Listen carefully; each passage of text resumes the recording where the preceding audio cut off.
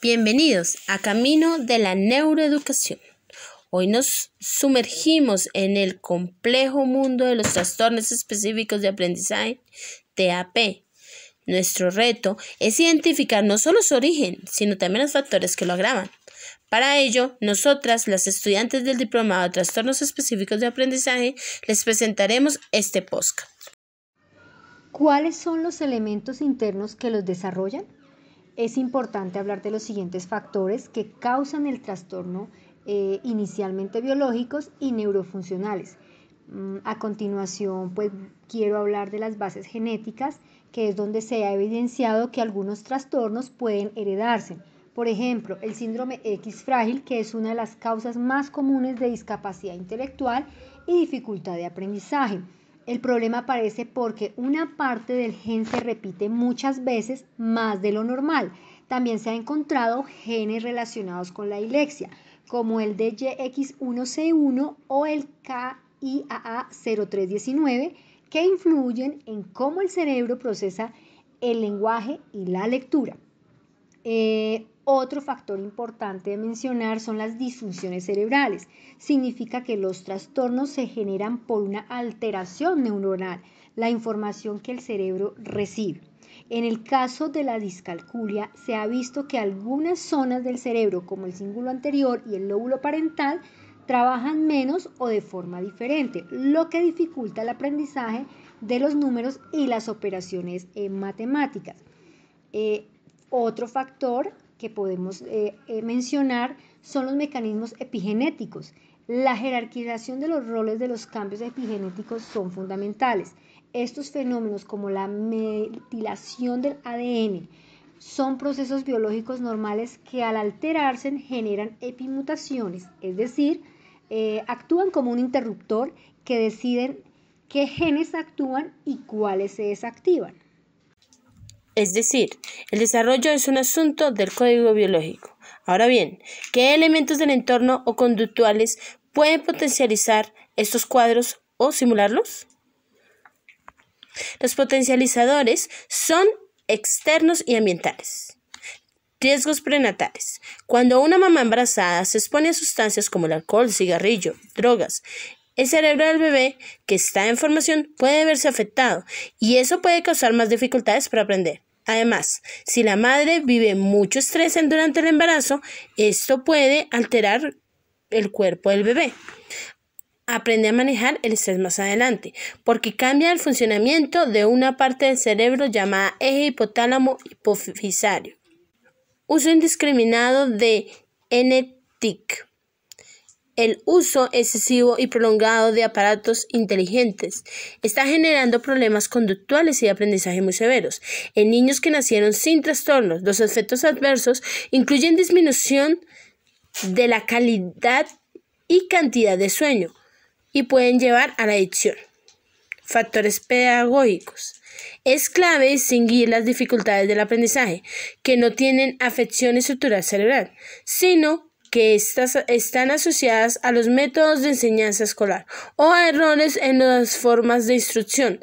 La búsqueda de acelerar el aprendizaje con contenidos teóricos antes de la maduración cerebral ideal repercutiría en al menos una dificultad.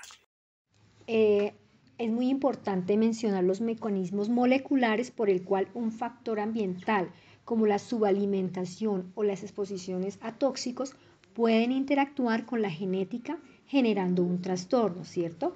La clave está en que la mayoría de los factores ambientales no afectan la secuencia del ADN, pero sí afectan su exposición a través de las modificaciones que ejercen en los patrones epigenéticos normales. Lo epigenético se refiere a los cambios que regulan cómo y cuándo se activan o se desactivan los genes, sin modificar el ADN en sí. El patrón epigenético es mucho más dinámico que la secuencia de ADN, haciéndolo susceptible a sufrir modificaciones. Por ejemplo, el estrés o los tóxicos pueden modificar la metilación del ADN. Lo que cambia sustancialmente el grado de transcripción genética.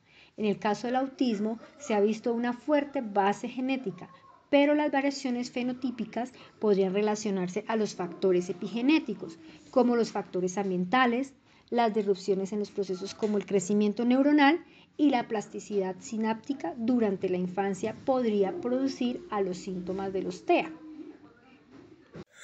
¿Por qué es tan crucial para la sociedad, los padres y los educadores reconocer la existencia y la diferencia entre estos factores? Para el diagnóstico es fundamental. Debemos diferenciar entre las dificultades, errores simples por métodos de enseñanza, alteraciones, compromiso biológico menor a un daño cerebral y trastornos, afectación de gran magnitud que compromete la configuración de redes neuronales. Esto evita el sobrediagnóstico. Además, es necesario descartar inicialmente la organicidad, alteraciones sensoriales, emocionales, etc., para asegurar que la falta se relacione directamente con la actividad funcional del cerebro. En el ámbito clínico y de investigación, reconocer estos factores permite formular programas de intervención o rehabilitación sustentados sobre evidencia científica. Es imperativo actuar pronto, ya que el diagnóstico temprano y la intervención oportuna aprovechan la plasticidad cerebral, que es alta en la infancia y adolescencia. Si el trastorno es de origen neurobiológico, como el TAP, el niño requiere apoyo consistente a lo largo de su desarrollo. A nivel social y de prevención, los factores ambientales y epigenéticos permiten generar conductas preventivas y mejorar hábitos de vida, ya que no solo somos la consecuencia de nuestra dotación genética, sino también de las conductas de nuestros padres o abuelos. Cada ser humano es único e irrepetible, porque aunque compartamos genes, las experiencias y los factores epigenéticos que nos rodean moldean de manera distinta nuestra forma de ser y de desarrollarnos. Esto influye alertas sobre los riesgos de tóxicos y del uso inapropiado de las TIC que pueden llevar a generar problemas psicológicos graves, ¿sí? Problemas como la ansiedad y la depresión, problemas como temas conductuales, un impacto en la autoestima y la imagen corporal. También otro problema muy importante es el problema de sueño y temas cognitivos y también todo el tema de riesgos sociales y de seguridad, ¿sí? Es muy importante entonces tener en cuenta este tipo de riesgos. Por eso, si reconocemos que los contenidos escolares deben adecuarse al desarrollo biológico de los niños, evitamos que el cerebro intente consolidar información sin bases neuronales sólidas, lo que puede generar al menos una dificultad de aprendizaje. Bienvenidos a nuestro apartado de trastornos del aprendizaje, comparación, síntomas y estrategias educativas. Tenemos que tener en cuenta que esos trastornos son dificultades específicas en el proceso de adquirir y usar habilidades académicas como leer, escribir, hablar o calcular.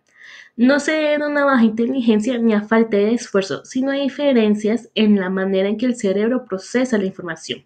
Afectan áreas concretas del aprendizaje, pero con apoyo adecuado y estrategias personalizadas, los niños pueden desarrollar su máximo potencial. Esos trastornos son dislexia, disgrafia, disortografía, discalculia y disnomia. En la dislexia encontramos que es una dificultad específica para leer con precisión, fluidez y comprender textos. El área afectada es la lectura y comprensión lectora. Sus causas son las alteraciones en el procesamiento fonológico, factores genéticos o hereditarios. Los síntomas es la lectura lenta, confusión de letras como la B con la D, la P con la Q, omisiones o inversiones de sílabas y la baja comprensión. Tenemos algunas estrategias educativas, que son la lectura guiada a métodos multisensoriales, que es lo visual, auditivo y táctil, el uso de audiolibros, refuerzo positivo y apoyo visual. Debemos recordar que al subir la autoestima y darle las felicitaciones o felicitarlos por un esfuerzo mayor a ellos es un premio. Tenemos la disgrafia. Este es un trastorno que afecta la motricidad fina y la habilidad para escribir con claridad, orden y fluidez. El área afectada es la escritura motora. Sus causas, pues, hablamos de déficit en la coordinación visomotora, tono muscular inadecuado o poca estimulación motriz. Sus síntomas, letra irregular o ilegible, escritura lenta, desorganización en la hoja, dolor o tensión al escribir. Las estrategias educativas que se pueden utilizar son ejercicios de motricidad fina, lo que son trazos, modelado, ensartado, pinzas, adaptaciones en lápices, pausas activas, uso de computador y valorar el contenido más que la forma. Acerca de la ortografía, que es una dificultad para escribir correctamente aplicando las reglas ortográficas y gramaticales. El área afectada es la ortografía y la gramática. Sus causas son los problemas de conciencia fonológica, memoria auditiva o visual deficiente y falta de práctica lectora. Los síntomas comunes son errores frecuentes en letras, acentos, puntuación, confusión de sonidos entre la C, S, Z y la G con la J. Algunas estrategias a utilizar son enseñar reglas ortográficas con recursos visuales, juegos de sonidos, los dictados cortos funcionan, las tarjetas de palabras y lectura frecuente. Se conoce como discalculia a la dificultad para comprender, recordar y aplicar conceptos numéricos, operaciones y razonamientos matemáticos. El área afectada es el pensamiento lógico-matemático. Sus causas son las alteraciones en el proceso numérico cerebral, el déficit de atención o memoria de trabajo y los factores neurobiológicos. Los síntomas a tener en cuenta son las dificultades para reconocer números o signos, la confusión en secuencias, problemas para realizar cálculos básicos.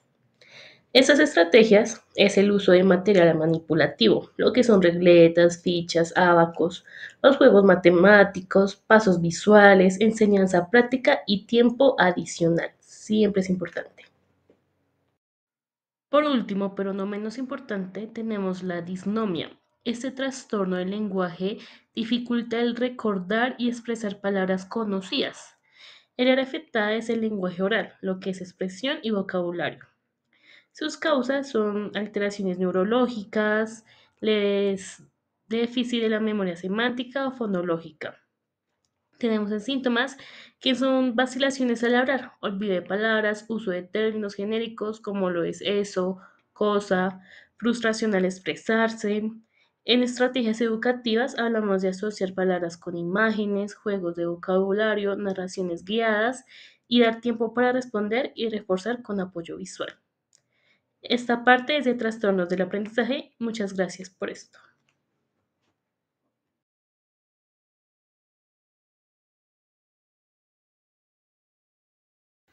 El autismo es un trastorno del neurodesarrollo que afecta la comunicación, la interacción social y genera patrones repetitivos de conducta. Se le llama espectro porque varía mucho de su intensidad y forma de manifestarse.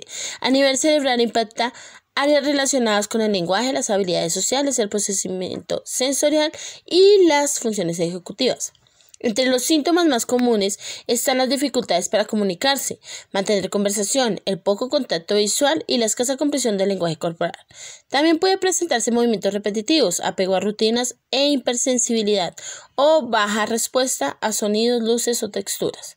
No existe una causa única, intervienen factores genéticos, que son los más influyentes y ambientales, como la edad avanzada de los padres o complicaciones durante el embarazo. El tratamiento es integral e incluye terapias de apoyo como el análisis conductual aplicado, la terapia de lenguaje, la terapia ocupacional y en algunos casos el uso de medicamentos para manejar síntomas asociados. Con una intervención temprana adecuada, las personas con autismo pueden desarrollar su potencial y mejorar la calidad de vida. Un trastorno permanente puede ser también el déficit de atención e hiperactividad.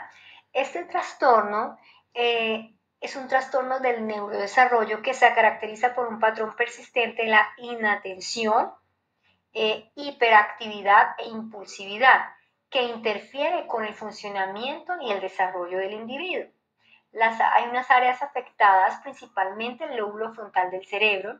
Esto afecta el circuito de los neurotransmisores como son la dopamina, la noradrenalina, lo que resulta afectación también en funciones ejecutivas como la planificación, la organización y la inhibición de las respuestas. Hay unos síntomas muy importantes en este trastorno, como es la inatención, que es la dificultad para mantener atención en las tareas o actividades, no seguir instrucciones, cometer errores por descuido, parecen no escuchar, son un poco desorganizados, pierden objetos con facilidad. Otro síntoma principal es la hiperactividad e impulsividad, es decir, inquietud motora, estar moviendo, jugándose, dificultad para mantenerse sentado, hablan en exceso, responden antes de terminar una pregunta o muchas veces están interrumpiendo a otros.